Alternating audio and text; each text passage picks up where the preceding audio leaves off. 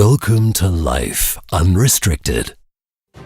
This is your show if you're sick of living a life controlled by food and exercise rules, and if you're ready to learn how to accept yourself and enjoy the heck out of life. My gig is about body image, femininity, self-worth, and resilience. Come on, let's walk side by side as we slowly step out of restriction misery and unlock our true selves. Your host, Merritt Boxler, is a former national radio DJ, freelance journalist, speaker, and writer with a passion to make women feel good in their bodies. This is a show brought to you live from Switzerland. Hey, lovely radicals. Merritt here, but not really here. Before we get to today's interview, you will hear a generic announcement that will stay the same for the next few months, so bear with me.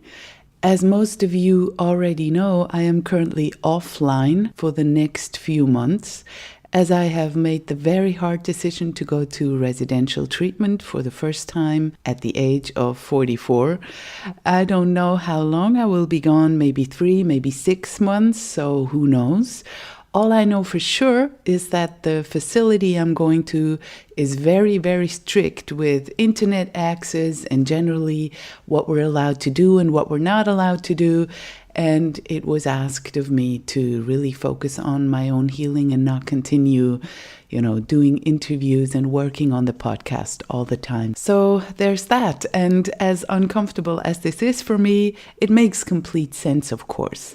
Yet, since I have quite a backlog of already recorded conversations that I wouldn't want for you to miss out on, since my guests were such gems and you really just need to hear what they had to say, I had to find a way to bring them to you while I'm away.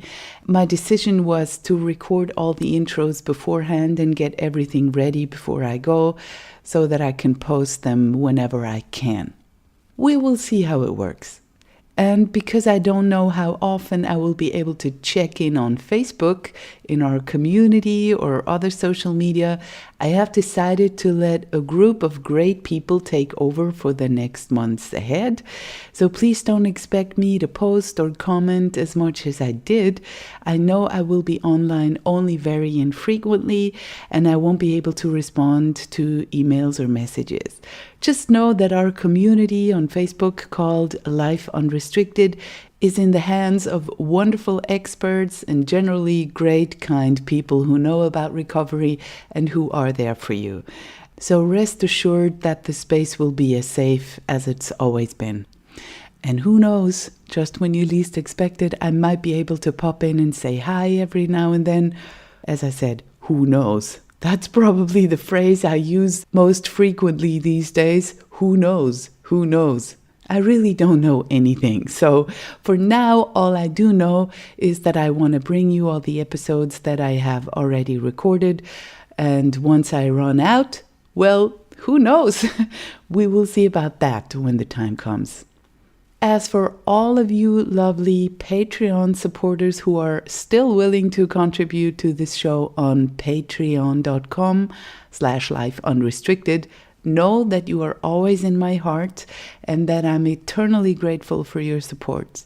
As I cannot give any actual shout outs to the latest contributors anymore because these intros are pre-recorded, I just wanted you all to know that I love your support and that I'm super happy to have you.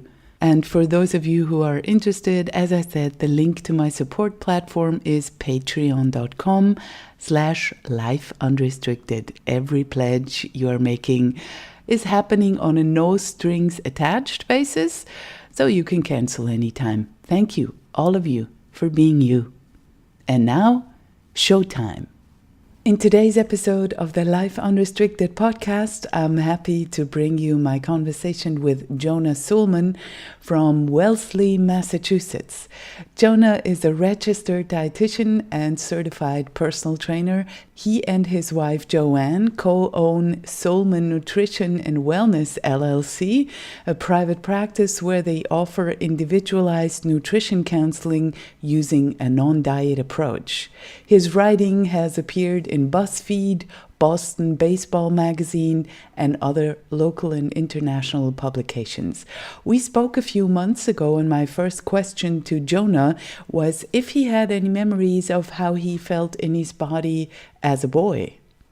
Yeah, that's a good question. I mean, I was listening to some of the previous podcasts, try and get a sense of how things go. And I knew you were going to ask that question. First of all, I mean, it's amazing. I mean, some of the episodes that you've had have been so good. And it's awesome to see that the following has gotten as big as it has and that people are really paying attention to what you're doing. I mean, that's really, really cool. Some of the guests have been so good. It's a tough act to follow, but I grew up pretty thin. I grew up in a family where my father, he was always bigger. He didn't used to be bigger. Like if you look at pictures when I was first born, he's basically the size that I am today. But then for reasons that I don't really know, he pretty quickly put on weight. Maybe he dieted his way up, weight cycled his way up. That's a good question. I'm not quite sure. I mean, I know that by the time I was old enough to understand what was going on, I knew him to be a bigger guy and I knew him to be dieting. So I remember there was a program here in the Boston area. I'm in Boston in the United States. So there was a company here called Diet Workshop. There was an office in the Boston suburbs where we lived. And I remember my father used to go there. I remember I used to go with him sometimes too, not for me, but just to kind of like tag along with him. And so I remember there would be like, diet food in the house sometimes. There's a scale in the house. I have a brother who's 4 years older than I am. I think my brother might have been enrolled in Diet Workshop for a little while too, but I'm not quite sure. I mean, I was always kind of spared from that because, like I said, I was thin. So I didn't really get wrapped up in that, but I was definitely aware that there's a difference between being my size and their size, and that if you were my father's size, it was something that was to be corrected. There was something wrong with it was the message that I was receiving as a little kid.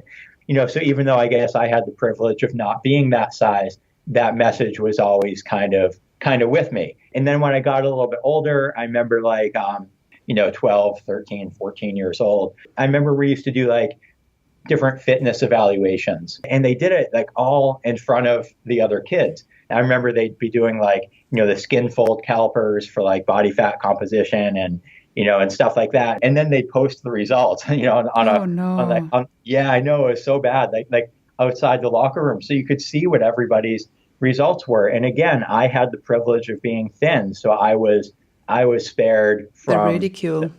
Exactly. Yeah. The ridicule, the bullying, but I'm not going to say names, but I absolutely remember the names of the kids who had the highest body fat composition because they got bullied mercilessly for it.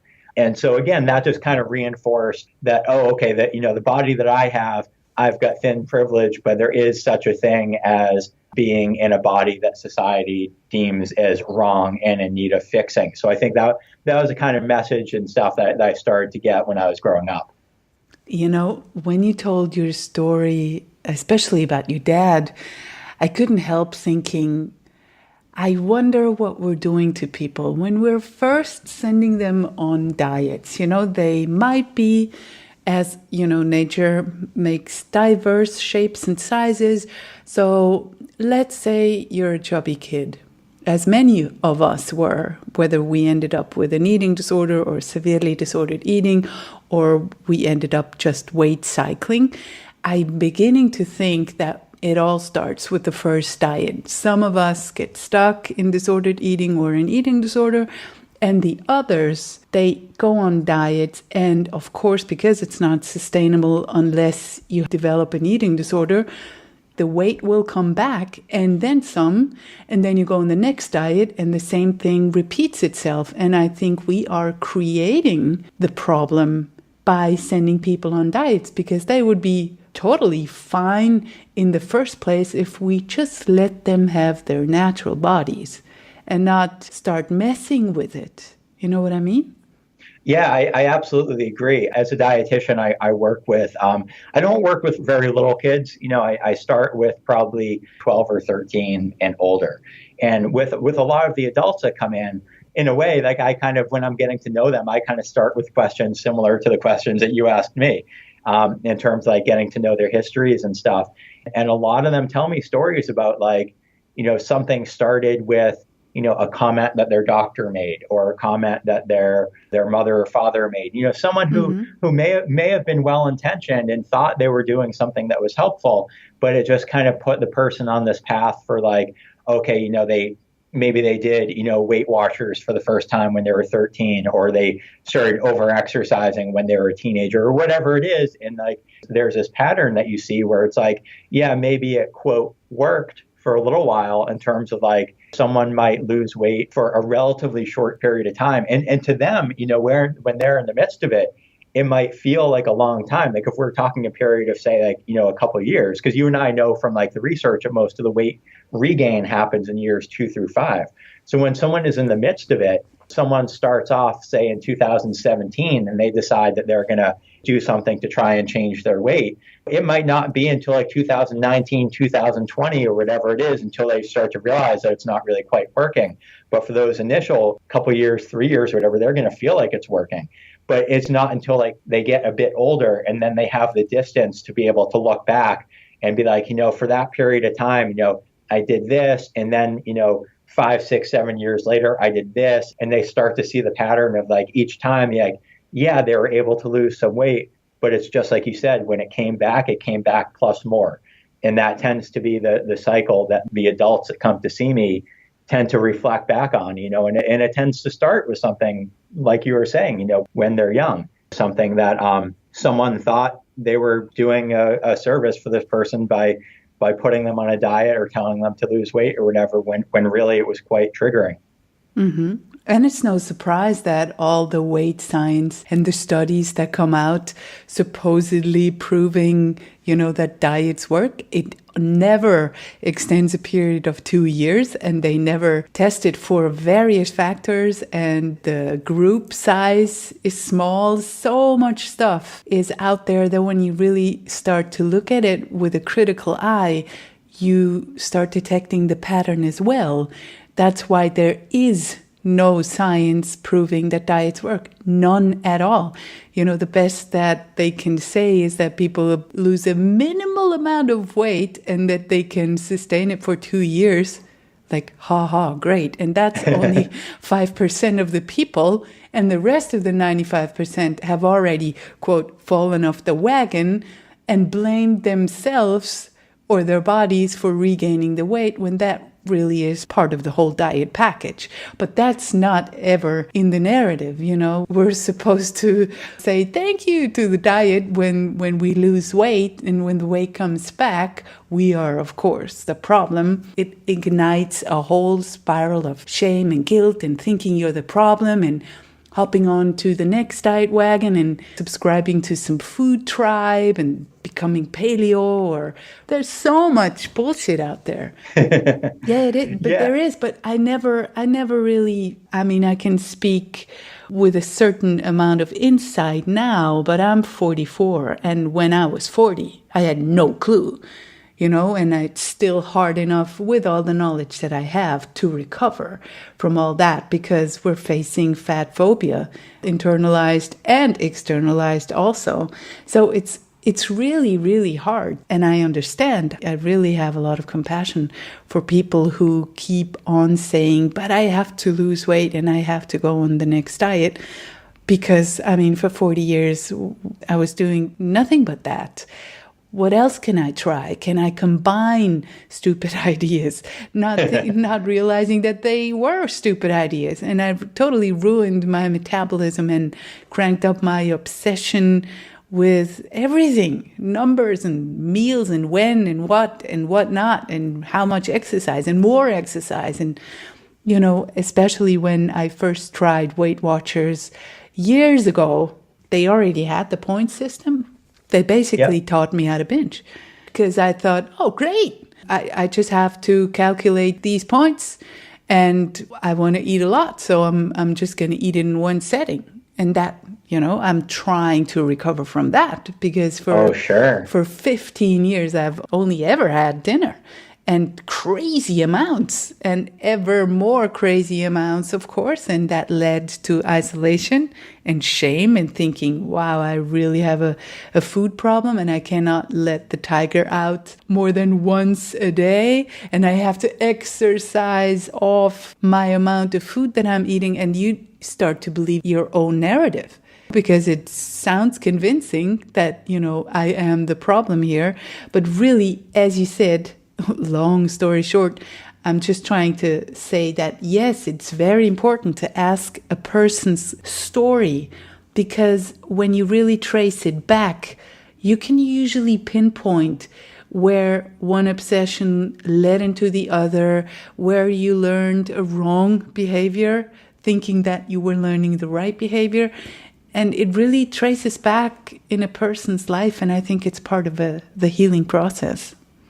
Yeah, and I think you're really you're helping a lot of people too by being vocal about what you've been dealing with and what you've been overcoming, because I think there's a lot of people, and I know that you know this, but I mean just to reiterate for your listeners, just knowing that they're not alone. There's a lot of people who are kind of struggling in secret and blaming themselves. I've always said this to people about like diets.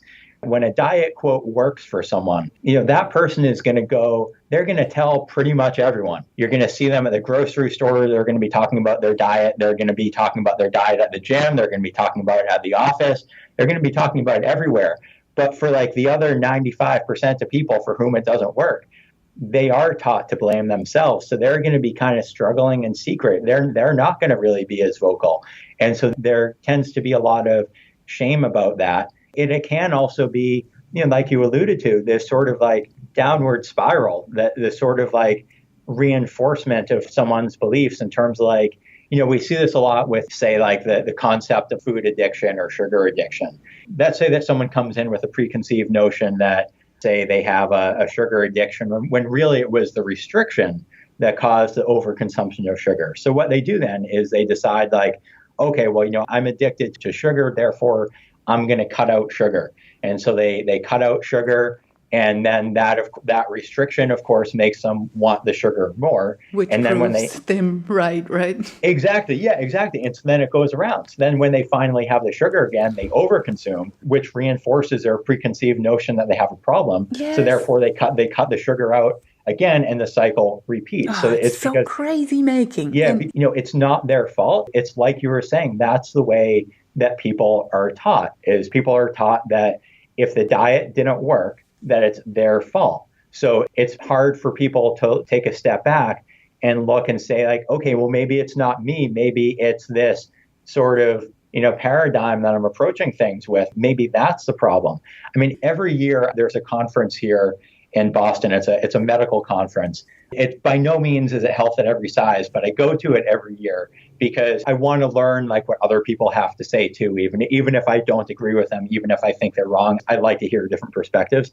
So I go to this conference every year, but it's maddening because they do two things. One, it's sort of like what you're saying in terms of like the longevity of these studies. So they show like every graph they show for every diet looks exactly the same. It starts off with this initial relatively short period of weight loss, and then it shows this like slow and steady weight regain, and then the study ends, and maybe the study ends at 6 months, maybe it ends at a year. And what they do is they compare the starting weight at baseline and then the weight at the end of that 6 months or year period, and then they say, see, this end point is lower than that baseline point, therefore the study worked. And I'm like, but the line is still going up. Just because you ended the study then doesn't mean that the weight regain stopped then. It just means you stopped tracking it then. Exactly. So that's kind of infuriating. The other thing too is that, the conference begins with them talking about other kinds of medical conditions. They talk about diabetes, they talk about renal disease, they talk about hypertension, and then it ends with talk of obesity. And the way that they talk about obesity is so different than the way that they talk about the other medical conditions. Like all of a sudden, when they talk about obesity, now all of these condescending memes get put into the PowerPoint, pictures of like I remember there was this like one, meme of like a polar bear sitting on like a patch of ice and it said like, you can do it or something like that. And it's like, well, where was this meme when you were talking about renal disease? Oh Yeah. man, it makes me And so it mad. exactly. It makes me mad too, because the whole connotation there is that the obesity is your fault. The obesity is in your control, whereas these other conditions are not. I'm not saying I agree with that. I'm just saying that's the message that's given. And so no wonder that trickles down to the doctors and the dietitians and everyone who's in the audience, and then that gets passed down to their patients. So no wonder, someone finds themselves in the position of blaming themselves, like you said. So, I mean, with you, for example, it's like you're so knowledgeable about this stuff, but I mean, even you're having a hard time because it's, say 4 or 5 years in the face of, say, 40 years. And so you've come so far, but it's still so much to overcome.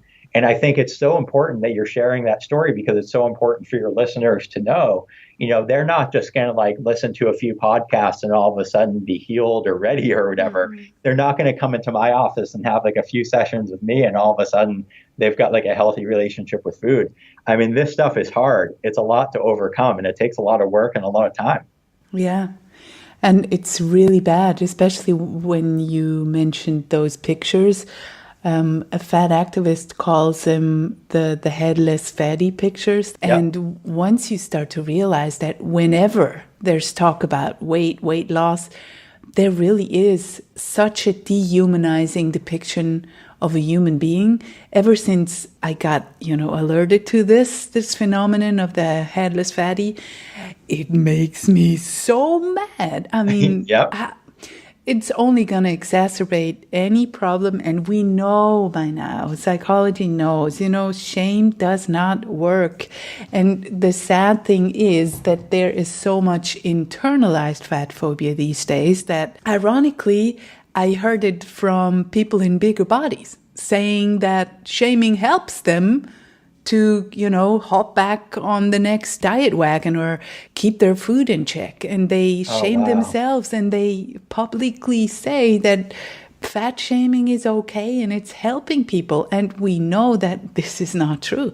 It's a major stressor, releasing stress hormones, and that obviously is a number one health deteriorator. So we know all that, but people have internalized this narrative so much that they even repeat it themselves. And also what you said about, for those people who diets work, those evangelists, man, that gets me fired up too, because of course I'm to blame as well. I remember when I went keto and whatever I did, when people asked me, I said it. And of course, those people who go around and tell everyone what they're doing, they're in the honeymoon phase as well. They're in those 1.5 and 2 years, or maximum 2 years, when the stuff seems to work, and they grow increasingly obsessive, increasingly preachy. And after a while, they start feeling really shitty. And they might not sleep as well. They might lose their periods. They might have thinning hair and weak nails, and everything starts to fall out of whack. And then suddenly they're not as preachy, but then they have their whole identity built around this. And so it makes it really hard for them to say, heck no, paleo doesn't work for me, or heck no, keto is starvation for the body. Of course I'm feeling that bad. But since their whole identity gets so wrapped in their own preachings, that it gets really, really, really hard for them as well to step out of that and say, hey, I've been wrong. And what usually happens, and I wonder if you see that in your practice, is that, for a while, I started to cut out entire food groups, and I started to have sensitivities, and I read the wellness blogs and everything. And so I tried to cut out even more. And when I had even more gastrointestinal distress, I thought that I was not cutting out enough. And I was basically perpetuating or even worsening the vicious cycle. And I was saying that I was gluten intolerant. I was saying that I couldn't have this, couldn't have that, couldn't have this. And I was really almost believing myself that I'm a celiac, even though the blood tests don't prove it, but I know it and I have to cut out even more. And that's really sad, because usually what happens, or what recovery people tell me, is that after a while, when you reintroduce the food and get over that fear, and that fear that you have internalized and basically practiced the nocebo effect. Like, if you really believe that gluten is the enemy, you're gonna probably have a reaction to it. And after a while, when I started eating bread again, I tolerated it just fine. It just, it just flew under the radar, because it was my eating disorder speaking. I can't have this, I can't have that, and I'm having a good excuse for it. Yeah, it's something that I can certainly relate to with patients. I mean, to the first point in what you were saying, yeah, I mean, that's often the way things go in terms like, let's say someone has done some type of dietary and or exercise approach that's yielded weight loss. And they go around, they tell everyone about it. People are telling them like, oh, you look great, all this kind of stuff. And then the weight starts to come back through no fault of their own. That's just biology. The weight starts to come back. It does put people in a very difficult position, because they've oftentimes come to be known as the one who succeeded, the one who's thin now, or the one who's lost weight or whatever. And so then they feel like, especially because going back to what we were saying a few minutes ago, in our culture, if the weight comes back, we're told it's because it's our fault, even though that's not true, but that's what we're told. So then people are in this very delicate position of like, oh crap, if the weight comes back, that's going to look like a failure on my part. So what do face. Exactly. So what do I do? So that's often what you were saying, is that people tend to take things up a notch. They get more restricted, and or they exercise more, or whatever it is. And that's what it is. And that's when they start furthering themselves down that road to really having a problem with, say, disordered eating, or an eating disorder, or overexercise, that kind of thing. I mean, what you were saying about the gluten, I mean, I used to work at medical practice where they did a kind of like alternative medicine, for lack of a better term. And we used to do these blood tests that were, I mean, I feel a lot of shame and embarrassment related to the work that I did there. One of the things that we did was we used to do these blood tests for food sensitivity, and they were not good tests by any means. I mean, they were not valid, but we used to do them. And so people would get these tests done, and it would say like, they have like 15, 20 different food sensitivities, and now they have to cut these foods out. And people would cut those foods out, and then they'd come back to me and be like, oh, I'm feeling so much better now. And it's like, well, okay, I believe them that they feel better, but it's not because they cut out these foods. I mean, I can't tell you how many people would say to me like, I cut out gluten and I feel so much better now. And then I would do a dietary recall with them, and they were still eating gluten. They just didn't understand what gluten was, so they didn't understand they were still consuming it. But they just thought that they had cut it out. And the fact that they had thought they had cut it out is why they felt better. And so, when I laughed, I'm not laughing at them. It's just I'm sort of laughing more like the absurdity of this, like, system that we sort of live and practice in. And I feel awful that I was part of it for a little while. But I mean, it's just having been in it and now seeing it from the outside, it's absurd. Mm-hmm. You and Joanna, your wife, you're both dietitians and work together in tandem at Soolman Nutrition and Wellness. What makes you different from other nutritionists or wellness professionals, in quotes?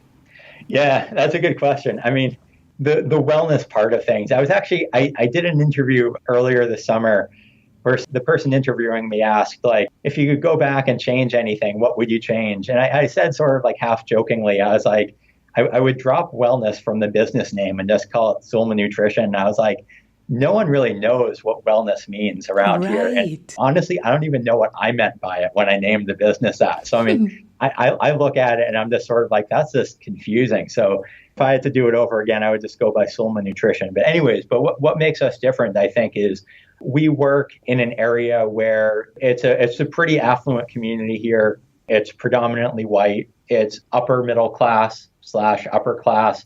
There's a lot of focus on body image here. There's a lot of focus on weight. And just the fact that we take a non-diet approach, that we're weight neutral, I mean, that in itself is something that makes us very, very different than the vast majority of the dietitians around here. So I mentioned that I used to work at that medical clinic.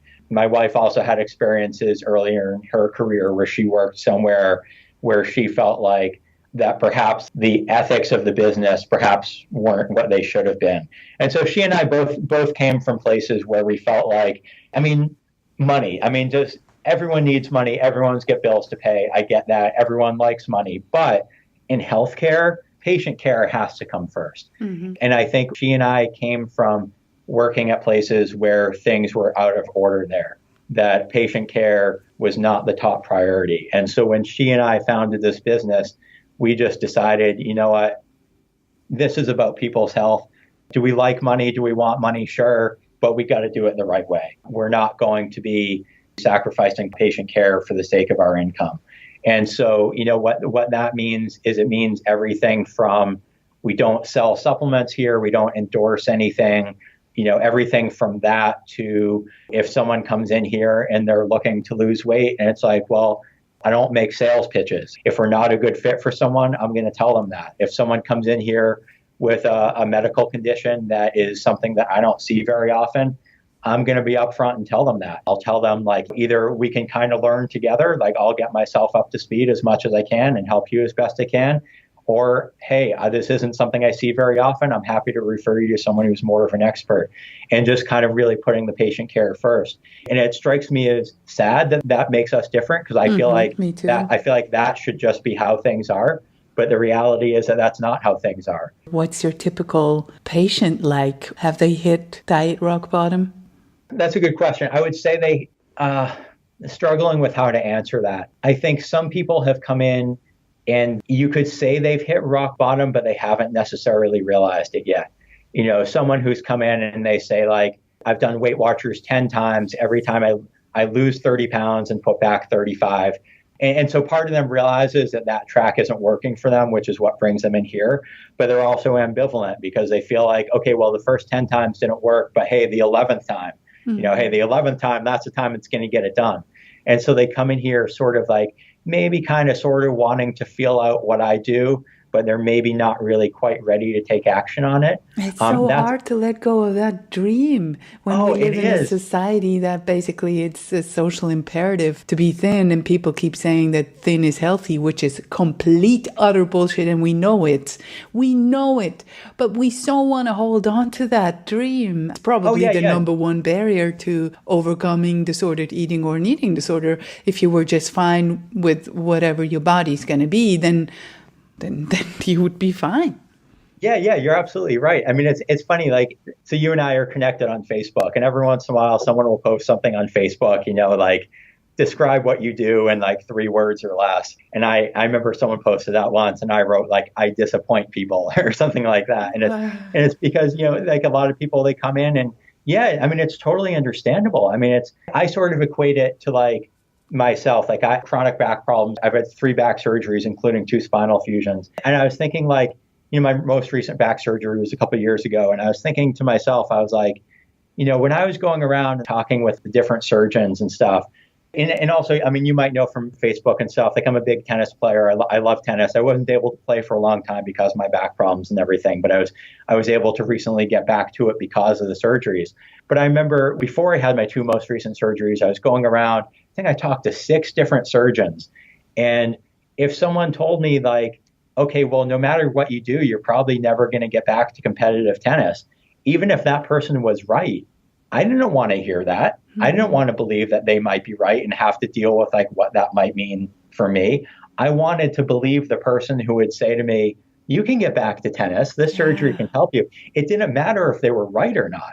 I think that's a thing that I run into so often with like this diet stuff is like, whether someone is telling the truth or not, it's so secondary. It's so far down the list. What matters most to people is that they're receiving the answer that they want to hear. I think that's part of why, a lot of these approaches out there, whether it's paleo or, list goes on, all these things that you named, it doesn't even matter whether they're right or not. It doesn't matter whether they have research to back it up or not.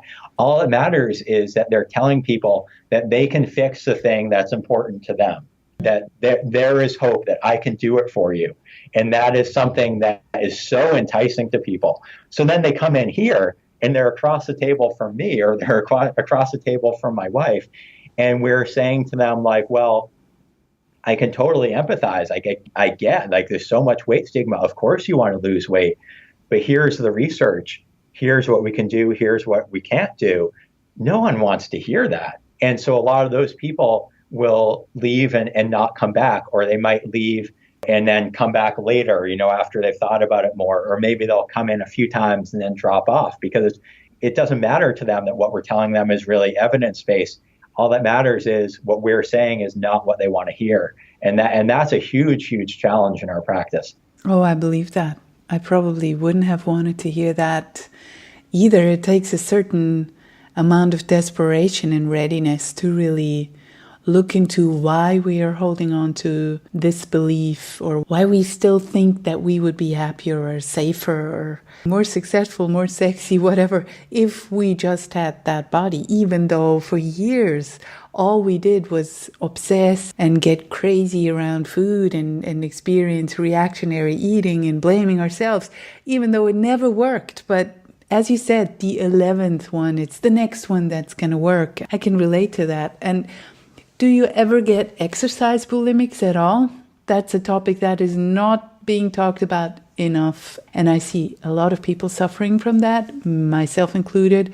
And now that's probably another set of patients, but also people that are above a certain age who are severely disordered or have an eating disorder, and especially with exercise. Yeah, it's something that it's very prevalent around where we work, but how often it makes it into our office. This analogy isn't perfect, but it's sort of like we see the tip of the iceberg. I think it's very obvious. I used to go to a gym, a health club, just one town over. And then 4 years ago, I switched to a gym that's just down the street from our practice. And even just one town over, I noticed what a huge difference it is in terms of the culture, in terms of here. There's this almost like competitive aspect of people. People are like, oh, I just did a spin class. Now I've got my personal trainer. Now I've got this. And it's like people will stay at the gym for hours, and there's this real sort of like competitiveness to it, and this real overexercise element that I didn't really see that much just, one town over. I mean, and sometimes people do come in here with those kind of concerns too, but it's like, it's so common that they don't see it as a problem. They just think it's normal. Mm-hmm. Yeah, I mean, so too. Yeah. Oh yeah, totally. I just exercise for, to give myself permission to eat as much as I wanted. And even medical people and the psychiatrist told me, well, you got a pretty clever idea there, to stay skinny and to eat as much as I wanted. And no one saw how dark that rabbit hole really got. And I wasn't aware that my period was something that I should really be having. Why should I have a period? It's not convenient anyway. I never put two and two together, got more anxious, more depressed, more obsessed, more compulsive. And I never really put those pieces together because there is no one helping you with this out there. So you just keep doing it, and then more exercise and more food, and oh my God, I have to work it off even more, and then more hunger.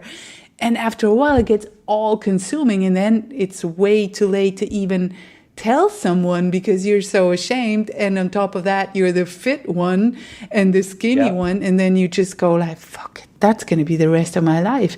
And it's really, really hard to break that silence and to really ask someone, because there's simply so much bad medical advice out there. Even now with amenorrhea, my doctor just wants me on birth control pill. He doesn't care. I mean, you're so right. It often gets missed. It's sort of like, oh, you're physically active. Great. It often goes unnoticed by the people who are sort of evaluating that there are actually some red flags here, that there's actually some concern. And then you're right. It becomes part of your identity. And then that perpetuates itself. I mean, I went through a period of, so I mentioned that I've had 3 back surgeries. The first one was when I was 21. I'm 40 now. So the first one was when I was 21, and then I was 37 and 38. So 21, 37, and 38. And after the first one, when I was 21, I remember having a follow-up appointment with my neurologist. I remember he gave me this speech about like, whatever you do, he's like, stay active, And he's like, and never gain weight. He's like, stay thin. And this is way before like I knew better. This is way before I was a dietitian or anything like that. And so I started exercising every day, not because of like a body image thing, but because I was scared. Like he scared the crap out of me. Like I was so scared. I was like, oh man, like if I ever slip up, I'm going to have back problems again. I'm going to get sick. I'm going to die, all this like irrational stuff. So I exercised literally every day, every single day. It didn't matter if I was sick. It didn't matter if I was injured, because I was just so scared. And then it also became sort of like at some point, like people started catching on. Like I remember my brother at one point, I mentioned to him casually that I exercised every day. And, he's like, when was the last time that you took a day off? And I was like, I don't know, 2001. Mm-hmm. And this was probably in like 2009 or something like that. So then he started referring to it as my streak. And then it sort of started to become like, oh crap, like this is how people view me. Now I have to keep doing it, because now not only is it because I'm like scared of like some like horrific medical thing happening to me if I take a day off, which again is totally irrational. I see that now, but I didn't see it when I was in the midst of it. But it was also this, oh crap, this is how people see me if I break my streak. And I didn't even care about my streak, but it's like, oh, if I take a day off, is that going to change what people think of me? Yes. And so it just became this ridiculous thing where it's like, I really did not like exercising some days. I had different overuse injuries, but hey, my doctor never caught on. My doctors had no idea that I was struggling with this. I don't think my friends or family, no one knew that I was struggling with this. It wasn't until I had that 2014 surgery where I had to take a break because I was recovering from surgery, where then I started to realize, I was like, you know what? Like, I don't need to exercise every day for my health. Like days off are totally fine. And actually they're like really great for me. And they're great for everybody. Rest days are really what build the body up. Yeah, rest days are so important. And I was like, and if someone does see me as like the kind of like, they identify me as like the guy who exercises every day, it's like, whatever, that's not my problem. That's not even an identity that I ask. So I think I started to see it a little bit differently. And I don't think if I take a day off now, it's like, whatever, like that's cool. Whereas 5 years ago, the prospect of a day off, like that would have been like, oh, there's no way. Like I wouldn't be able to do it. Sounds like an exercise addiction. Oh, sure. Yeah. And I can see now that it was, but I didn't really see that at the time. And I think that's something where a lot of the people, because you're asking, this is a very long-winded answer to your question about like exercise bulimia and do we ever see it in here? And it's like, yeah, we do see it, but it's sort of like, I didn't see it at the time. Like I didn't see it myself as having a problem. I think a lot of people here, they don't see it as a problem either. So they come in and like, yeah, they're maybe exercising excessively, but to them, it's sort of like, hey, that's a good thing. That's what people do. That's what everyone at the gym is doing. So rare is it the person who comes in here and they're like, you know what, I've got a problem with my physical activity, even though there's a lot of people out there who are struggling. I'm in quite a few groups for women with hypothalamic amenorrhea, which means having lost their period after coming off birth control. The periods never came back, which is what happened to me too. And we know now the cure is just eat more and rest. And that, for everybody, it brings the period back. So that means gaining a little weight and taking it easy. A woman's body is not made to exercise and not crazy intensity and crazy hours and every day. And usually we underfuel, thinking that we do adequately fuel our bodies. At any rate, we think that we should be losing weight anyway and cutting out some calories. So we are erring on the lower side, and that costs our body fertility. And as long as we are on birth control, which only produces a withdrawal bleed and is in no way a real menstruation, then of course the problem is masked. And for those who get off birth control pill because they want to try and conceive, they're shocked, like, what is wrong? And when they get the advice and it's proven, just rest, let your body recover, rest and eat more. And you have to gain some body fat. They're shocked because it's like, wow, I've been working so hard to get the body that I now have, this athletic body, or at least to, weight suppress and to be the fit one, when in fact, we are not built to exercise every day. And when I think back of my ancestors, and maybe you too, there was no such thing as crazy treadmills and killer workout and insanity boot camps. There was just, maybe you worked in the field. Maybe you were a logger. Maybe you just had dogs. Maybe you were a farmer. But no one was obsessing about anything, and people ate everything. And no one was, people lived as long as they do now. My grandparents lived to be over 95. And they were completely normal with all of it. And it was just bread and cheese and stuff and fun and birthday cakes and no exercise, no formal exercise at all. And they were fine. And I'm like, what have we gotten ourselves into with today's gym culture? And for men, especially it is with their muscularity, they want to buff up. And they buy into this whole other body narrative. And we're becoming less and less healthy. Yeah, I mean, you're so right. I mean, it's funny. I mean, cavemen didn't have treadmills. I mean, that's right. I mean, you're referring to like was it your great grandparents you said, or your grandparents? No, my grandparents. Yeah, so we're not even talking a long time ago. No, it was just, I mean, it's just this whole sort of phenomenon of like health clubs and stuff, and like, when we started to compare ourselves to more people, and then the internet came along, and those beautiful people and movies and Hollywood, and I got to change my body. Yeah, you're right. Yeah, exercise for the sake of appearance, exercise for the sake of exercise or whatever. I mean, all that stuff is relatively new. I mean, before... Jane Fonda. Right. She made great bucks with her videos. Sure. It's all so money-driven. I remember my mom doing that when I was a kid. Mm-hmm. Me too, and thinking that I was ugly when I saw her. Like, really? The letter she was wearing, and she's so skinny, I want to look like her. For years, for decades, it was just my ideal was looking like some ideal. See, that can be very destructive, especially now with Instagram and everything. Oh, I can only imagine what some girl in puberty goes through. Yeah, I mean, that kind of stuff is so hard. I mean, I used to be a personal trainer, and I used to see gym culture is just so strange. I mean, I don't know. It's an interesting profession. I mean, so much of it is sort of like your looks are your advertisement. Your body is how you get clients, which is kind of strange because it was problematic in lots of different ways. I mean, on one hand, a client was seeking it out because they're sort of like, oh, well, if you look like that, you must be able to help me look like that, even though that's BS, but that's how they saw it. Yeah. And then part of it too was like, oh, well, like I don't look like you, therefore there must be something wrong with me.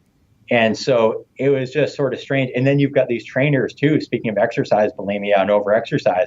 I mean, you've got trainers also who are really overexercising because they feel a lot of pressure that, hey, they need to sort of, quote, look the part, because that's how they're going to attract clients. So you've got trainers who are really maybe riddled with overuse injuries and really have damaged relationships with physical activity and food. But hey, on the outside, they look healthy from the perspective of potential clients, and that's how they get clients.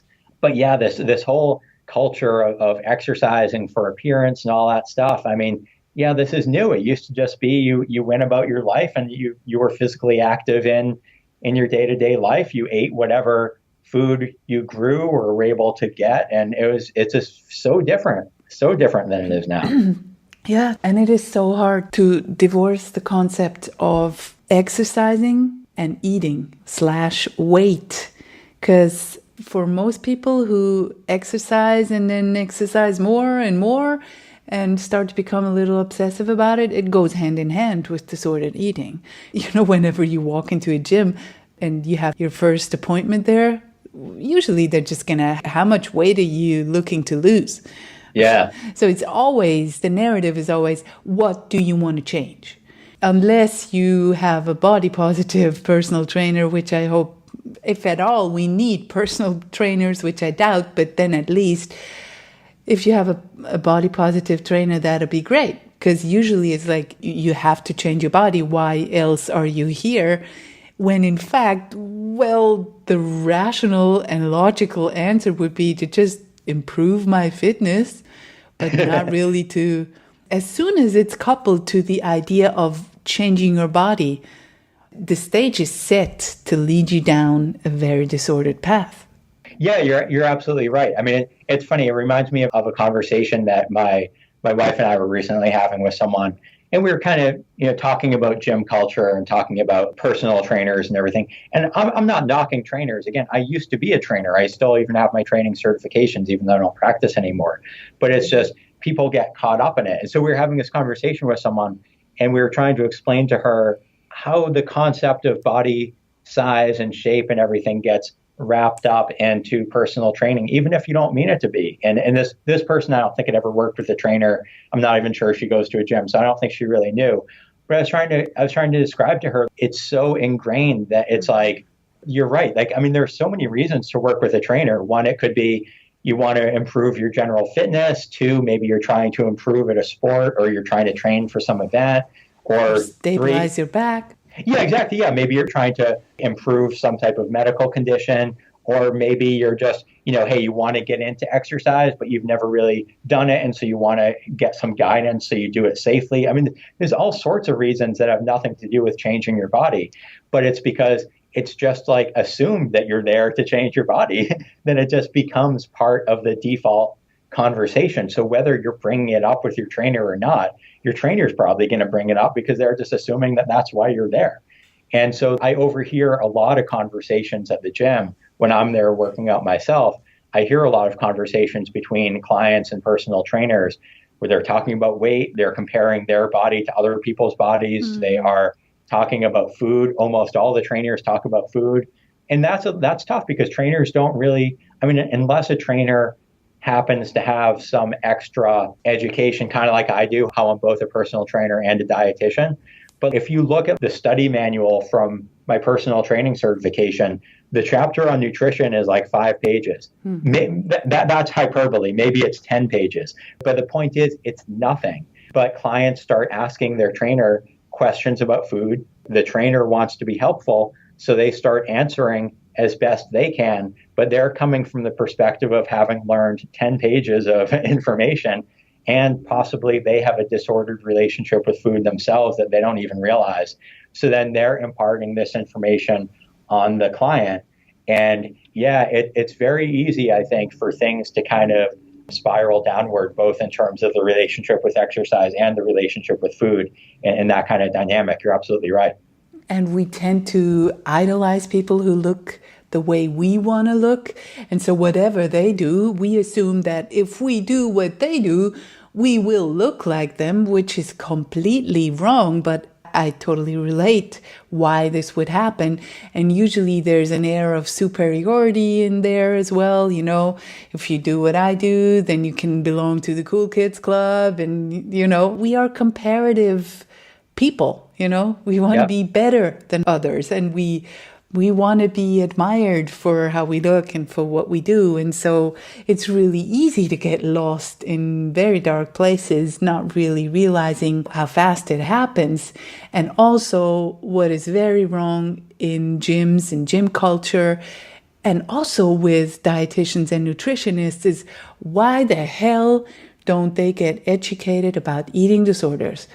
I've read so many people saying we need to educate personal trainers how they can spot a person with a problem with compulsive exercise, or a person who maybe loses weight over a period of time when they are there and, all the time, and how to really approach this person and address the topic like something's going wrong here. Instead of that, I remember when I was at the gym every day, I got compliments for being there all the time. And they had this member of the month thing, like whoever comes in most.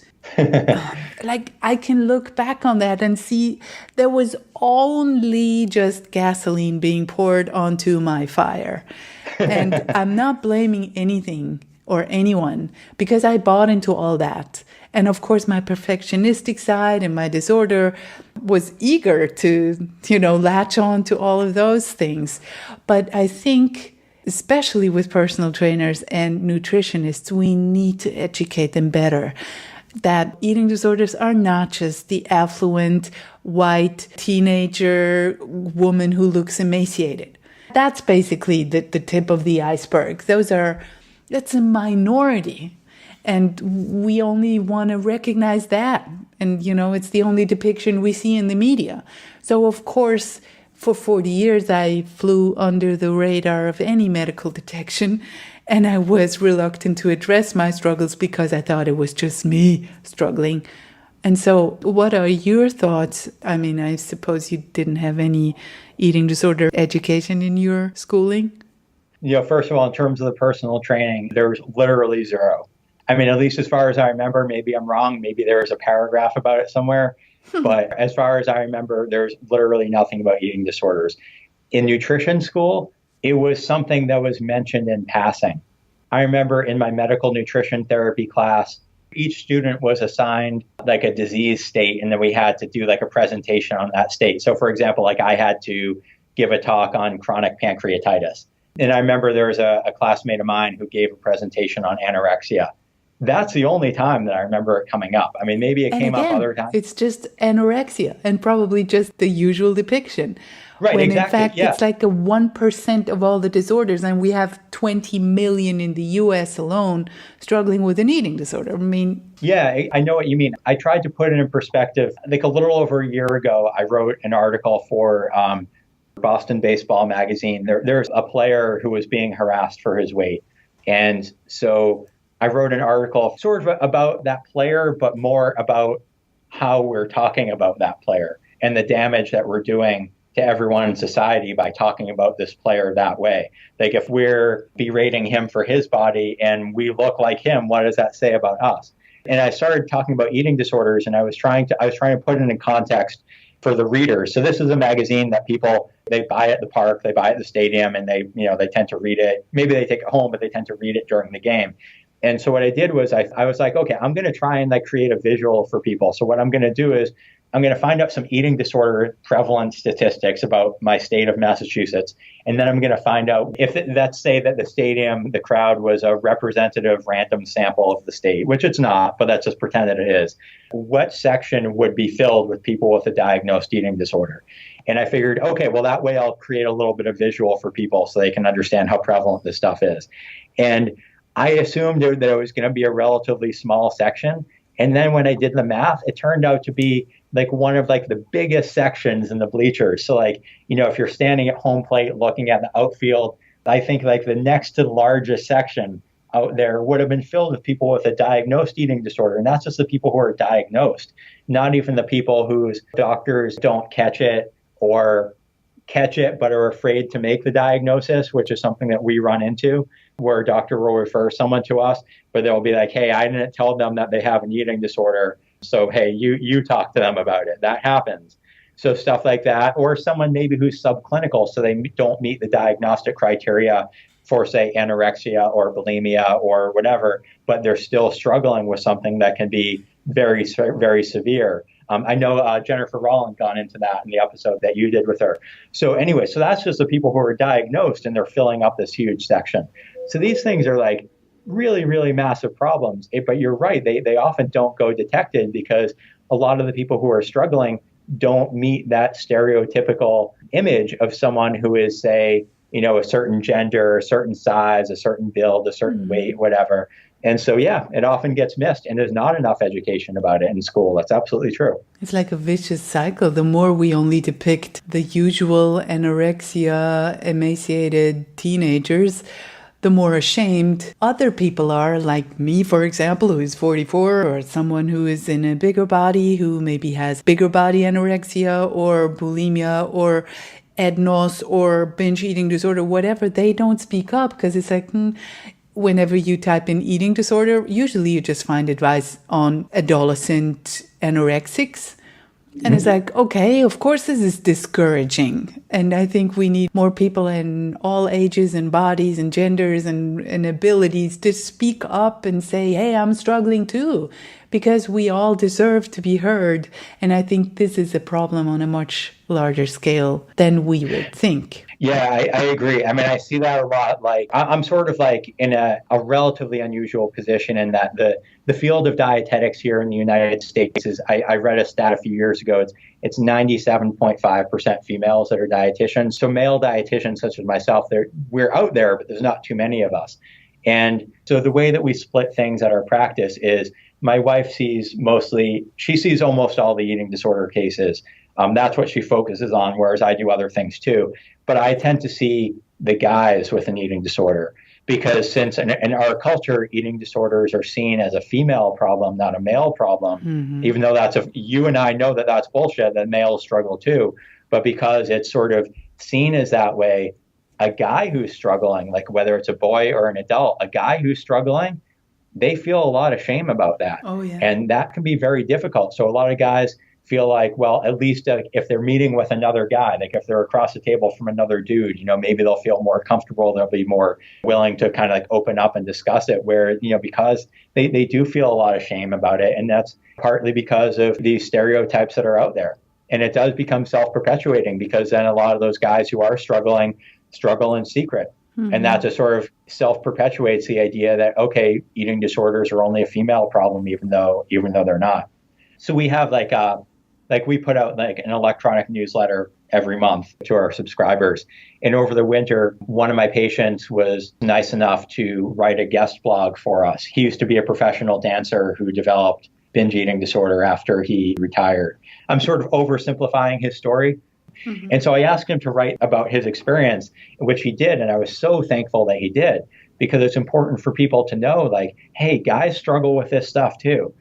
Guys struggle with eating disorders. Guys struggle with unhealthy relationships with exercise and body image. Like this kind of stuff affects everybody. And how do you help? I mean, this is such a generalized question, but how do you help people to normalize whatever disordered relationship to food and exercise that they have? Like with the story that from me, and I'm not trying to make it all about me. We can take any other example. Let's just assume one of your typical clients. What do they come to you for, and how do you help them?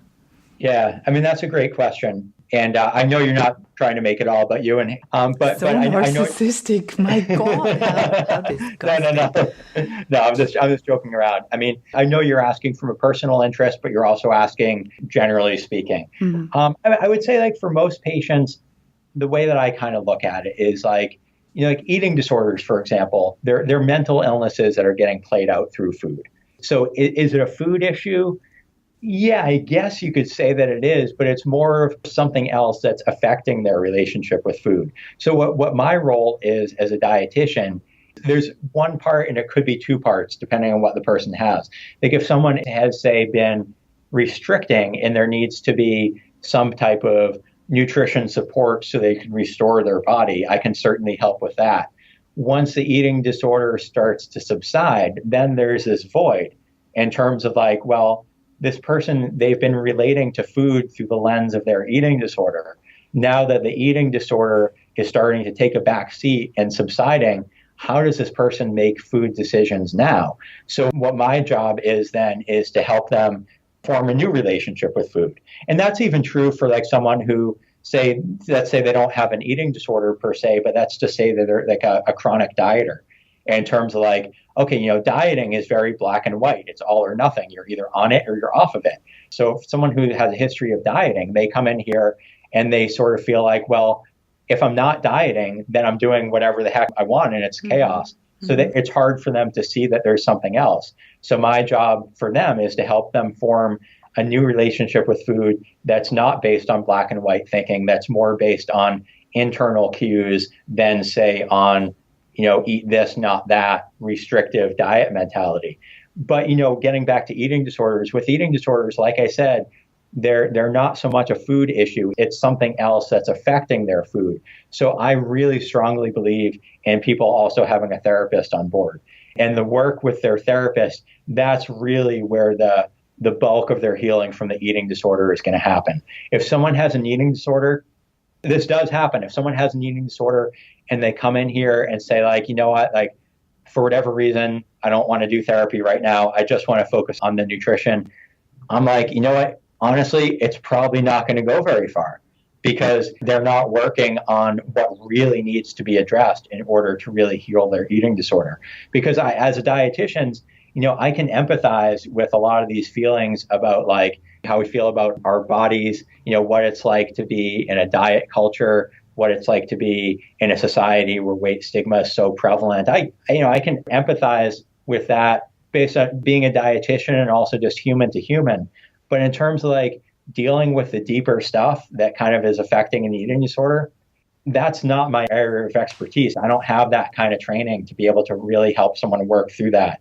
Like I really look up to people like, I'm thinking about the guests that you've had on, Judith Match, Jennifer Rollin, people like Lisa DeBrill. I mean, people who are really, really experts in therapy for eating disorders. They just have this whole skill set that we dietitians don't have. And that's just so critical to being able to overcome them. So if someone comes in here, I can focus on the food aspect. I can focus on the nutrition recovery, the relationship with food. But there's this whole other aspect that is so important. And that's why it's so important, having a therapist on board to be able to help them with that. Mm-hmm. I would suppose you are putting a lot of emphasis on building a good rapport with your clients so that they would tell you if they restrict or if they overexercise so that you can adjust your counseling accordingly. Yeah, I do my best, and I'm not a judgmental guy when it comes to this stuff because, hey, we all have something that we're struggling with, whatever. So like I was saying at the beginning of our talk, when Joanne and I started this practice, it's like patient care is a priority. I'm not a judgmental guy by nature, and even if I was, that's not going to help my patients. So I just really focus on what's going to help them. And what's going to help them is knowing that they can tell me anything. They can tell me whatever they ate, whatever they didn't eat, whatever. The more honest they are, the more that I can help them. So I try and foster that culture. Part of that is me sort of blatantly telling them that. And part of it is I'm also very conscious of how I react when someone reports their behavior to me. Like if someone says to me like, whatever. I'm trying to think of an example, but it doesn't really matter. But let's say that they did something that they sort of feel a little bit guilty about, that they're hesitant to report to me because they're afraid of how I'm going to react. I'm very careful to react in a very neutral way. So it doesn't matter whether they're telling me they ate a salad or they ate a box of Twinkies. It doesn't matter. I'm going to react the same way, in sort of this neutral way. And I hope that when they see that I don't judge them or like guilt trip them or praise them or anything like that, depending on what they report. Sometimes clients or patients are looking for praise. I don't really do that either. And like if someone comes in and they're like, oh, I had a salad for lunch and I had broccoli and chicken for dinner. It's like, I'm not going to like bestow virtue on them for doing that. Just the same way that I'm not going to impart guilt on them if they told me they had like an ice cream sundae for dinner. So the more that I can hold a neutral stance on things, that I hope also helps to build the rapport and build the honesty so that they feel like they can tell me whatever. Mm-hmm.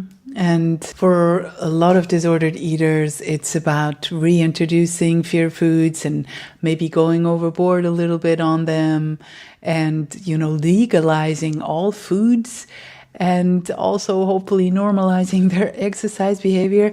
So before I ask you my two final questions, I would love to hear a story of hope. Do you have a client that you remember that you successfully helped to get out of their diet mentality and let their body be what it was? Oh, sure. Yeah. I remember this woman, gosh, how many years has it been since I saw her? I think she and I were working together a few years ago, and she was actually someone who, she's kind of the exception. When you and I were talking about like kind of struggles with exercise, and I was saying like, hey, there's a lot of people who are struggling, but they don't realize they're struggling. This is a woman who realized she was struggling.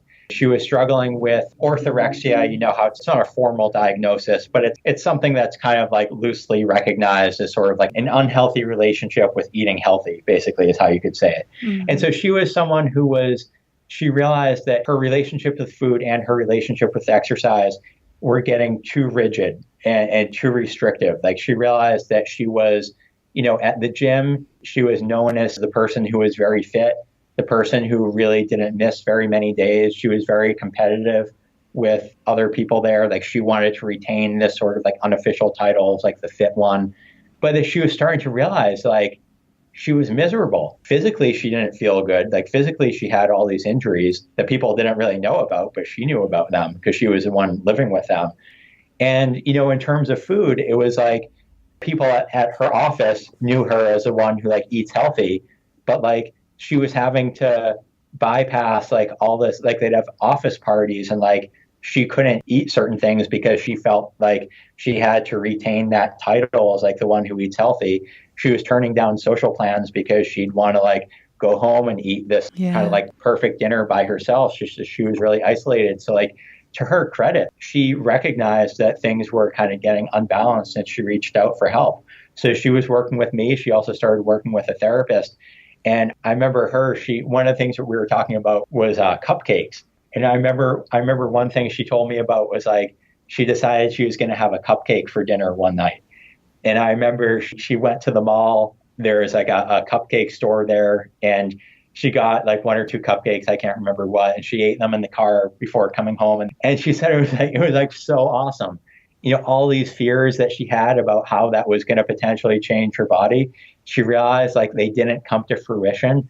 She started exercising less and found that actually she was exercising better because she was more rested and her overuse injuries were healing. So she was like exercising less, sort of liberalizing her eating, and she was actually feeling better. She was able to be more social. I haven't seen her as a patient now for a while, but every once in a while she emails me to check in. Last time she emailed me, I think she was like engaged. I mean, it seems like her life had just like really turned around. And I can't take all the credit for that. I don't take all the credit for that because like I said, she was working with a therapist too. She worked really, really hard on her own, to kind of challenge a lot of her thinking and the way that she was relating to food and exercise. But, we all work together, her, me, and her therapist, we all work together as a team. And she came out the other end, with this much, much healthier relationship and with food and exercise. And she seems much, much happier now. So I was so happy when I talked to her last time and she seemed to be doing so well. I thought that was really awesome. That's exactly what all of us needed to hear right now. Thank you so much. Sure, yeah. I'd like you to share your contact details because there might be people who want to work with you or with your wife, Joanna. Yeah, thank you for asking. I mean, the best way to get in contact with us would be to go to our website, which is soolmannutrition.com. That's the best way. So if someone goes to our website, they're going to find our phone number, they're going to find our address, they're going to find our email address. That's a great way to get in contact with us. We're pretty active on Facebook. So if anyone wants to follow us on Facebook, we certainly welcome that too. That's great. And I want to say for everybody who's listening, you should absolutely follow Jonah Soolman on Facebook because you're going to find out what a porch, Gary, small Gary, unnamed red squirrels, blue jays, and strawberry tops and broccoli have in common. I don't want to say any more, but it is a daily delight to watch your videos on your Facebook page. I love your videos. Oh, thank you so much. I have a personal Facebook page and I also have the business Facebook page. So on my personal Facebook page, you're absolutely right. I post a lot of videos about the animals that live in our yard. And, your groundhog days. Yeah, exactly. Yeah, we've got like a groundhog family. We've got raccoons. We've got all sorts of stuff. None of these are our pets, mind you. They just show up. And so we're more than happy to have them, though. We think we consider them our neighbors. They live there too. It's not just our property, it's their property too. But, because you did mention it, I don't want to disappoint people. So I will post some videos of Gary on the business Facebook page. And if people want to check out Gary, they will be able to check out Gary there and they will see exactly what you and I are talking about. Yeah. One of the highlights in my social media day when I check stuff, it's like, finally something peaceful. And usually they're funny too, because it's like there's such surprise element in all of the videos. It's like amazing. So thank you for that. Oh, no, you're welcome. It's funny because I was talking with Joanne, my wife, the other day, and I was telling her that like I've gotten like quite a few emails from people telling me like one person emailed me the other day saying like, oh, like the videos of your groundhogs, that's like one of the highlights of my summer. And I was telling my wife that, and she's like, really? And I was like, yeah, people like think it's cool. I'm not just like some weirdo who's like videotaping the wildlife in our yard. People That's actually are amazing. into it. So Yeah. I appreciate that. Thank you. You're welcome. Do you want my final question? Yes, you do. Sure. What would Sure. you like to be remembered for? Oh, good question. Boy, I mean, so I'm a big music fan. That's not the thing that I want people to remember, but I'm a big music fan. And when I was an undergrad in college, before I became a dietitian, I was a double major in math and English. And when I was studying English, I focused on poetry. I've always thought poetry was very interesting. And when I listen to music, I'm always very into the words. And I'm also fascinated by poets, not just their poetry. So I read a lot of interviews with musicians and songwriters and things like that. And I remember reading an interview with Simon Le Bon, the lead singer of Duran Duran. And so I think his mother passed away recently. And he was talking about how we as humans, that we're all part of a chain. And that really struck me. And I was like, that's right. I was like, no one's here at the beginning. No one is going to be here to see how the story ends of whatever the story is. We're just here for this short period of time to just kind of continue the human story and to do the best that we can with the time that we're here. And I hope that when people look back on my life, they will remember me as a guy who did the best I could, a guy who has sometimes kind of struggled to understand the world, to understand what my place in the world is, to sort of understand myself. Like I definitely have my flaws, but then I'm a guy who I've done the best I can, both professionally and personally. And when it comes to professional, I haven't always done a great job for my patients. I've definitely let patients down, but I've done the absolute best that I could, and I'm going to continue doing the best that I can. And hopefully there will be some patients, people, whether it's people who have come in here or maybe listeners, maybe I've had some type of an impact on them. And then that changes how they move about in the world. And then they continue that chain forward. You and I today, we've been talking a lot about diet culture, and you and I are doing a lot of work to break down weight stigma. Hopefully I can be part of that, and then people will take that message and they will run with it. And I hope that's what people remember me for. Thank you so much, Jonah. It's been a wonderful interview. You. Thank you so much for having me. This was today's dose of badassery from Life Unrestricted. Find the show notes with links to everything we mentioned in this episode over at lifeunrestricted.org. And if this show is making you feel good, awesome, make sure to subscribe and please let others feel good too. By leaving a 5-star review on iTunes, you'll help make this show more visible and therefore more accessible for others. You're the best. Thanks.